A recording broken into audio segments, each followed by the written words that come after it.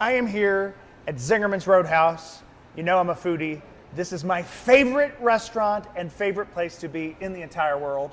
Literally, when I landed here, I was in the front and I kissed the ground as I walked in because it is awesome. And today, I've been to all of your businesses here in Ann Arbor, and I know everybody's tried to get you to expand. But before we talk about anything else, how did this whole thing start? Okay, well, we're going to have our 30th anniversary next week, which is kind of wild. Wow. So, happy anniversary. Backtracking, I grew up in Chicago. I came up to Ann Arbor to go to school at U of M, at University of Michigan. I studied Russian history with a particular interest in the anarchists, so we can discuss that, I'm sure, in a little bit. Yes. And after I graduated, I mostly just knew I didn't want to go home. While I was in school, I drove a cab. That wasn't all that much fun, so I needed another job. One of my roommates was waiting tables at a restaurant downtown Ann Arbor. Seemed like a good place to work. I tried to get a job waiting tables, but they didn't need anybody. After I waited 3 or 4 weeks and I was really running out of money, I went back and I said, you know, I really got to work. Do you have anything?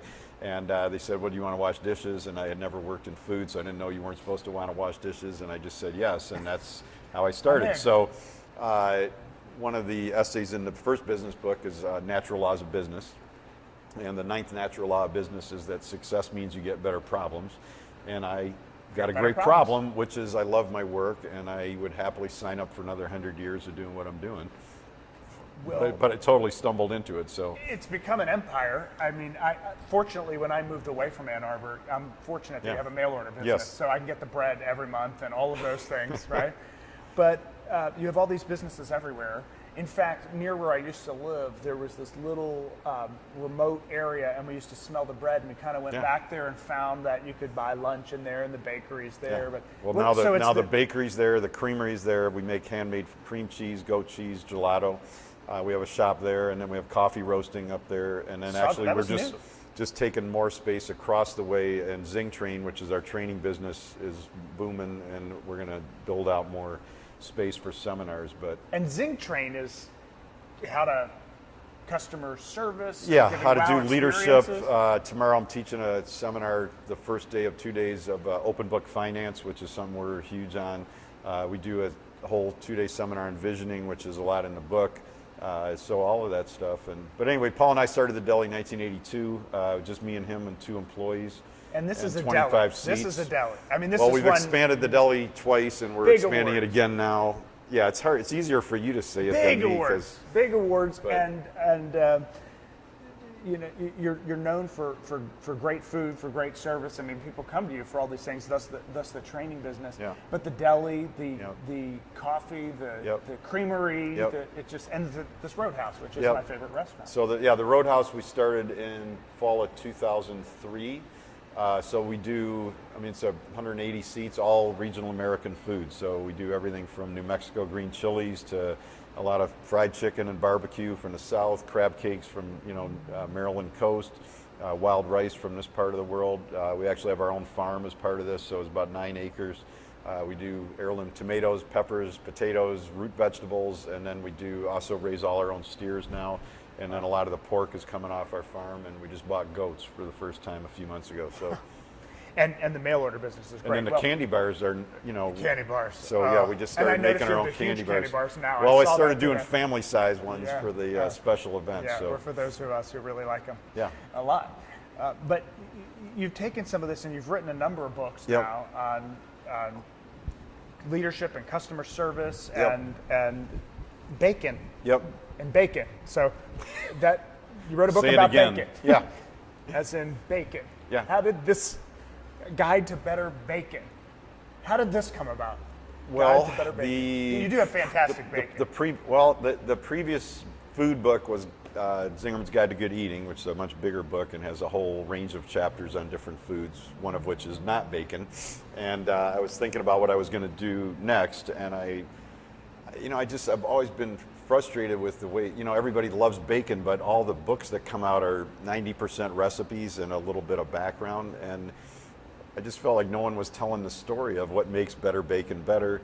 There's all these artisan, 2nd, 3rd, 4th generation families, been curing bacon in their area, what's the difference from one bacon to the next? And really nobody was talking about any of that. So that's really what I started out to do. And I started out to write like a, little 100-page book. But of course, you start doing research, and I started doing more recipes, and it ended up being about a 250-page book all on bacon. Well, I remember once when we were here at the Roadhouse and we Yep. ordered like macaroni and cheese, and Yep. you came by and said, the macaroni was made by Yeah, some yeah. family in Italy. I mean, you scour the world for the best food. Yeah, so well, I can see this with I'm very adamant that it's extremely difficult to cook great food with mediocre ingredients.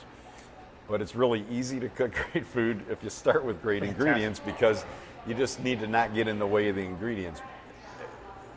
and let it happen. Yeah, so I mean, there's not a lot of, all our food is traditionally made food, so most of it is really fairly simple. It's just like when you do barbecue, it's heirloom hogs that are running in the pasture over, real oak. The North Carolina sauce is 2-year-old cider vinegar from hand-picked apples aged in oak barrels for a couple of years. I mean, I've just been enjoying all of this tonight. Well, Inc. Said this is one of the best books for business owners. Yep. Inc. has also said this is one of the coolest companies Yes, in America. yes, they did. But That's I true. love the title of both of these books. Yep. There's a lapsed anarchist approach to building a great business and a Yep. lapsed anarchist approach to being a better leader. Yep, and this one just came out last week, so it's brand new. Timing is everything. Yeah. So how does a lapsed anarchist build Yeah. a business empire? Well, I like paradox, which you would know because I grew up in a kosher home and I wrote a book about bacon. And I'm a total shy introvert who is in front of people all day long. And I'm basically an anarchist that's, leading or co-leading a $41 million company with 500 employees and, And fans around the world. But, I studied the anarchists. We actually, it's sort of a funny thing, but at Michigan, we have the best culinary collection in the country at the Clements Library over on South University. And then about 500-600 yards behind that, on the 7th floor of the Graduate Library, we have the best anarchist collection in the country. So why the fates put me here, I don't really know, but Here you are. it's a good thing I ended up here. But so I used to go up there and study all that stuff, and I really loved it, and I was really drawn to a lot of it. But you go on in life, and when I started managing people many years ago, I sort of tried to leave everybody alone in the belief they would do the right thing, and that didn't work at all. And so I used to say I was a lapsed anarchist because I still believed in it, but I didn't practice. And, that's always what I would say. And probably 2 years ago, as I was working on this book, I agreed to speak at the Department of Jewish Studies on campus. And Deborah Dash-Moore, who runs the department, had heard me speak before. And so she gave the title to the talk, Rye Bread and Anarchism, because I had just written a long piece about the history of rye bread, and she'd heard me talk about this. And so when I reference anarchism at business conferences, no one knows what it is, so it doesn't really matter. But if you're going to go speak to Jewish studies, you kind of got to have your act together. So I thought, I better really go back and reread a lot of this stuff because, I know a lot more than the average American, but it's been 30 years since I really studied it. And so I started to reread a lot of my old books, and I was blown away because beneath the sort of overt surface level thing of getting rid of government, which I stopped worrying about a long time ago, there was all this stuff that even I had forgotten about, enormous respect for every individual, about you can't make a great organization without a lot of creative individuals as part of it, that the whole point of the organization is to bring out the best of everybody in it, that the organization is to, is there to contribute to everybody around it. And I'm reading all this and I'm like, if you put Jim Collins' Good to Great on the cover and slightly updated the language, this is like modern day business stuff, but they were getting kicked out of the country and put in jail. And, and I started to read more and then read more. I'm like, obviously there wasn't all perfect, but a lot of it was like, this is how we're already running the company. And so it really resonated with me that, and a friend of mine said, well, it's no accident you were studying all that stuff because, there was just a lot of core elements of it which have long since been forgotten, but really resonated with me and are very much woven into the way that we work. Well, you can see everybody works on their strengths. We've been gone nearly 5 years, and when I came in, not only did they know who I was, but they remembered my wife's name and my daughter's name, and that is amazing, and what I like to eat. So that's pretty good. It was pretty good. It was actually kind of scary. I didn't know if there was some kind of Magic. anarchist magic thing going on. Well, we just had a guy in tonight who comes in who actually owns a company that sells magic tricks. So maybe that's why he must have done you something. never know. But you know, obviously you have to read this book to learn the concepts in it. But what's one thing that you would want people to know? What's one thing about being a better leader that's in this book that resonates with you that you want to share?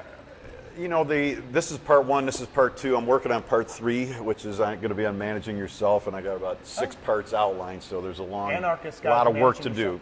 But I guess backing up in this, you know, they're all framed around secrets in quotes, because I think one of the most commonly asked questions I get is sort of like, well, what's the secret of making all this work? And of course, you know, because you do the same thing. There's no secret.